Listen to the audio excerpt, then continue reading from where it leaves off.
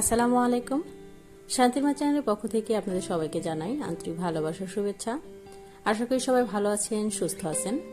আমিও আল্লাহর রহমতে খুবই ভালো আছি। আর ভালো আছি বলেই আবারও চলে আসলাম নতুন একটি রেসিপি নিয়ে। আজকের রেসিপি হতে যাচ্ছে চিকেন চাউমিন। ঘরোয়া পদ্ধতিতে আমি আজ রান্নাটা করে নিচ্ছি। আর অবশ্যই যদি এভাবে ঠিক রান্না হয় তাহলে আমি বলতে পারি রেস্টুরেন্টের স্বাদ পাবেন অবশ্যই। চাউমিন তৈরি করতে অলরেডি চুলার মধ্যে বসানো হয়ে গেছে পানি। আর পানির মধ্যে 1 চা চামচ পরিমাণ তেল দিয়ে দিলাম, সাথে সামান্য পরিমাণ লবণ। এইভাবে একটু নেড়ে চেড়ে নিলাম। এখন আমি নুডলসটা এখানে সিদ্ধ করে নেব। যখন পানিতে বলক চলে আসবে সেই পর্যায়ে নুডলসগুলো দিতে হবে। আর এদিকে দেখতে পাচ্ছেন আমি এই যে এরকম একটু মোটা সাইজের যে নুডলসটা আছে সেটা আমি নিয়েছি। আর যতটা সম্ভব চাউমিন তৈরি করতে মোটা নুডলসটাই নেওয়ার চেষ্টা করবেন। তো এই তো বলকটা চলে এসেছে আর আমি অলরেডি সেদ্ধ করার জন্য নুডলসটা দিয়ে দিয়েছি। 8 থেকে 10 মিনিটের মতো সেদ্ধ করে নেবেন। আর অবশ্যই দেখবেন যে অতিরিক্ত যাতে সেদ্ধ না হয়ে যায়। এই যে দেখতে পাচ্ছেন প্রত্যেকটা প্যাকেটের ভেতর লেখা থাকে বা উপরে লেখা থাকে যে নুডলসটা কতটুকু সময় ধরে মানে সেদ্ধ করে নিতে হবে। সেই অনুসারে সেদ্ধ করে নিলে আপনি পারফেক্ট একটা সেদ্ধ নুডলস পেয়ে যাবেন। এট লাস্ট আমার সেদ্ধটা হয়ে গিয়েছে। আর এদিকে আমি দেখতে পাচ্ছেন গরম পানিটা ঝরা দিয়ে ফেলছি আর সাথে আমি ঠান্ডা পানি দিয়ে নুডলসগুলো ধুয়ে ফেলছি। এতে করে নুডলসগুলো একদম পারফেক্টলি ভালো থাকবে, ঝরঝরে হবে আর অতিরিক্ত সেদ্ধ হওয়ার কোনো সম্ভাবনা থাকবে না। তো যাই হোক, এইদিকে আমি এখন চাউমিন তৈরি করার জন্য সসটা তৈরি করে নেব, মানে মশলার যে পেস্টটা সেটা আমি এখন তৈরি করে নেব। আর এর জন্য আমি দিয়ে দিয়েছি এখানে 2 চা চামচ পরিমাণ টমেটো সস। এরপর দিয়ে নিয়েছি 2.5 চা চামচ পরিমাণ চিলি সস। এরপর দিয়ে দিলাম গোলমরিচের গুঁড়া 1 চা চামচ পরিমাণ। আর এরপর দিয়ে দিয়েছিলাম সয়া সস, সেটা ছিল 2 চা চামচ পরিমাণ। সেটা আমার স্কিপ হয়ে গিয়েছে কারণ ভিডিওটা যে হয় না সেটা আমি বুঝতেই পারিনি। এরপর এখানে দিয়ে দিয়েছিলাম নুডলসের সাথে যে মশলাটা থাকে সেটা। আর এরপর দিয়ে নিলাম 1 চা চামচ পরিমাণ ভিনেগার, সাদা ভিনেগারটা। আর এখানে আমি হাফ চা চামচ পরিমাণ চিনি দিয়ে নিয়েছি। চিনির পরিমাণটা আমি একটু কমই দিলাম।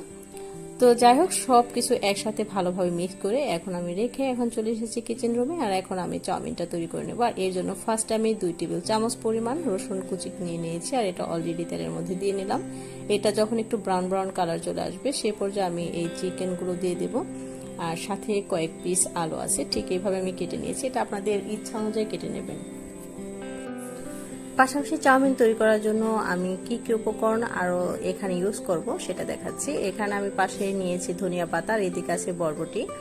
আর এটাকে আমি গরম পানিতে ভিজিয়ে রেখেছি, একদম ফুটন্ত গরম পানিতে। আর এদিকে তারপর আছে টমেটো কিউব, আর পাশে আছে আপনার পেঁয়াজ কুচি আর মরিচের কুচি। আপনার চাউমিন তৈরি করতে আপনাদের পছন্দ অনুযায়ী যে কোনো সবজি আপনারা ব্যবহার করতে পারেন। কথা বলতে বলতে এদিকে আমার চিকেন ভাজা আর হলো পাশাপাশি আলু ভাজাটা হয়ে গেছে। আর এটা ভাজতে কিন্তু আমি এখানে লবণ আর সাথে একটু গোলমরিচ, 1 চা চামচ পরিমাণ গোলমরিচ দিয়ে এটা ভেজে নিয়েছি। ভাজা শেষে পাশে আমি দিয়ে দিলাম 2টা ডিম।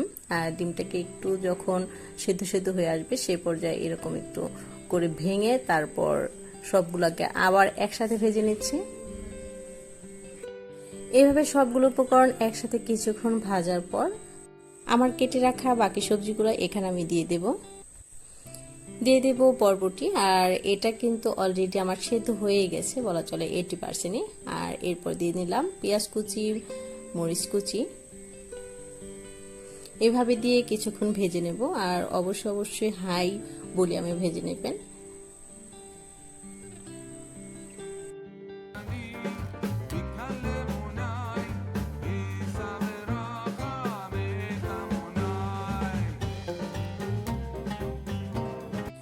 এভাবে সবগুলো উপকরণ কিছুক্ষণ ভাজার পর মোটামুটি 3 থেকে 4 মিনিট ভাজার পর দেখতে পাচ্ছেন আর একটু ব্রাউন কালার চলে এসেছে আর ফ্লেভারটা কিন্তু খুবই সুন্দর এসেছে। এই পর্যায়ে এখন আমি দিয়ে দিব নুডলসগুলো দেওয়ার পর ভালোভাবে মিক্স করে নেব।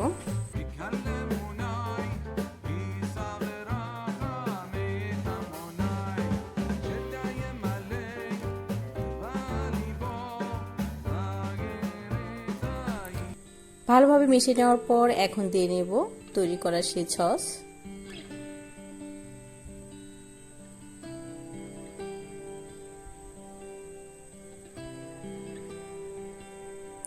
চাউমিন তৈরি করার বা চাউমিনের যে মজাটা সেটা হলো সেই সসের মধ্যে।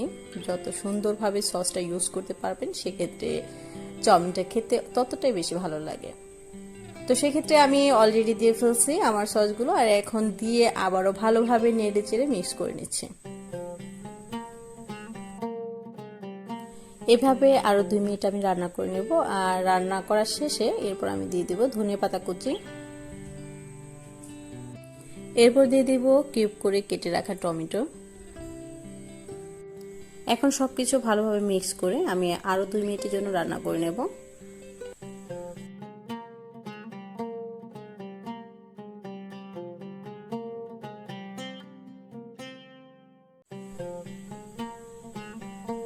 দুই মিনিট রান্না করার শেষে অলরেডি আমার রান্নাটা ডান। এখন আমার পরিবেশনের পালা। সো ফ্রেন্ডস, আপনাদের ভিডিওটি কেমন লেগেছে অবশ্যই কমেন্টসের মাধ্যমে জানাবেন। আর যদি ভালো লাগে অবশ্যই একটা লাইক দিতে ভুলবেন না। সবাই ভালো থাকবেন, সুস্থ থাকবেন, আর এই প্রত্যাশা শেষ করছি আজকের পর্ব। আল্লাহ হাফেজ।